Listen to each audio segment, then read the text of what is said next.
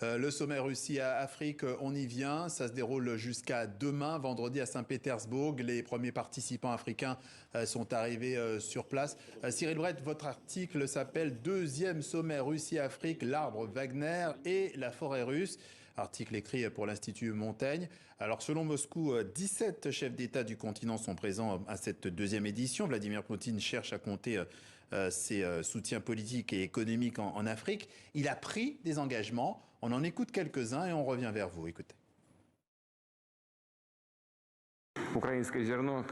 Notre pays est capable de remplacer les céréales ukrainiennes, à la fois commercialement et même sous la forme de gratuité pour les pays africains qui en auraient le plus besoin.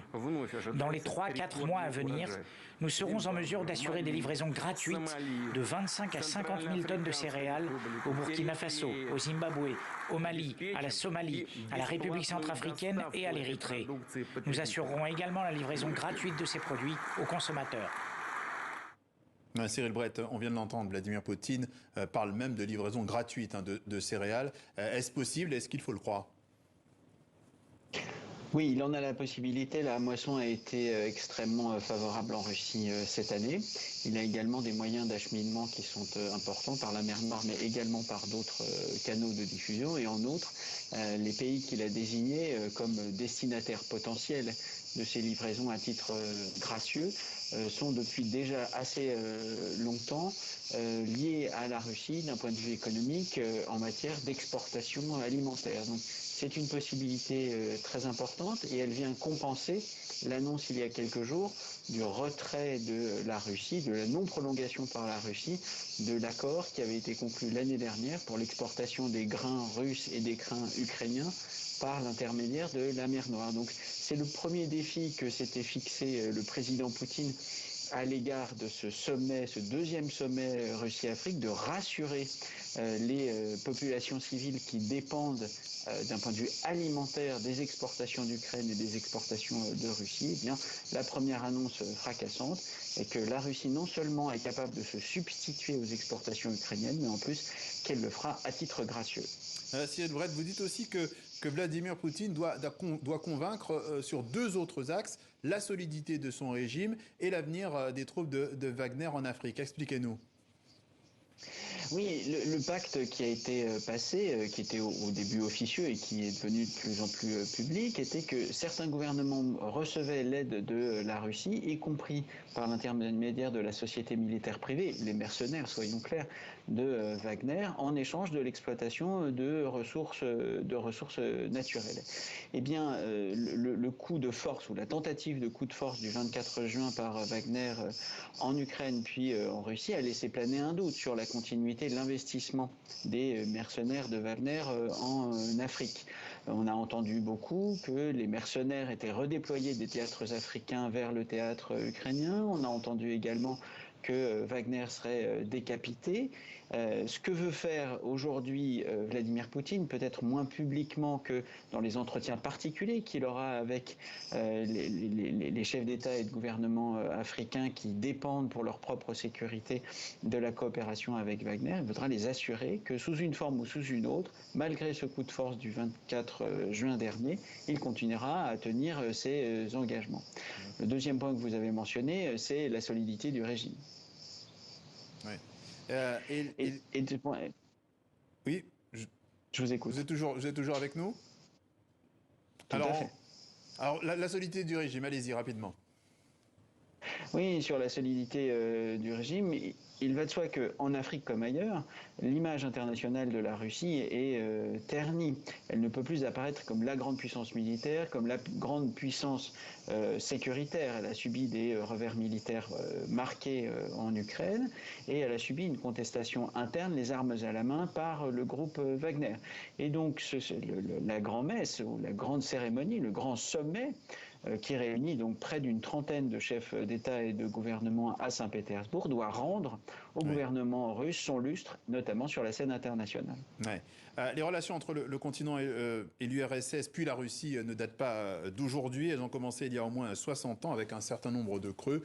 Eh bien, ce qu'on va revoir tout ça grâce à Luna Gué-Padoan et Clémentine Gardet. On revient vers vous. Pendant la guerre froide, l'URSS renforce ses liens avec l'Afrique. Elle tire en effet avantage des indépendances africaines en se plaçant du côté des mouvements anticolonialistes. Cette politique va conduire Moscou à appuyer l'Égypte du colonel Gamal Abdel Nasser ou encore le FLN algérien dans sa lutte pour l'indépendance. Le Kremlin s'affiche également comme un fort soutien du Congrès national africain de Nelson Mandela. Même chose pour l'Angola et le Mozambique où les mouvements armés sont soutenus militairement. L'influence du bloc ne s'arrête pas là, elle s'étend partout sur le continent. Le Sénégal, la Guinée et le Mali, pour ne citer que, n'hésitent d'ailleurs pas à afficher leur soutien à Moscou. Mais son intervention n'est pas qu'économique et militaire, elle est aussi idéologique. Nouvelle décennie, nouvelle ère, l'arrivée au pouvoir de Boris Eltsine, premier président non communiste, sonne le glas des relations entre la Russie et l'Afrique. La Fédération de Russie disparaît progressivement du continent. Ses yeux se tournent désormais vers les États-Unis, l'Europe et la Chine. Fin des années 90, avec l'arrivée au pouvoir d'un certain Vladimir Poutine, la Russie entame son grand retour en Afrique et annule sa dette. Profitant de l'impopularité croissante des Occidentaux et particulièrement de la France sur le continent, la Russie s'est imposée en Centrafrique et au Mali, où le groupe paramilitaire Wagner protège aujourd'hui les pouvoirs en place, en échange d'un accès aux ressources minières notamment. En 2019, le premier sommet Russie-Afrique à Sotchi a sans doute marqué le point d'orgue de cette entente retrouvée.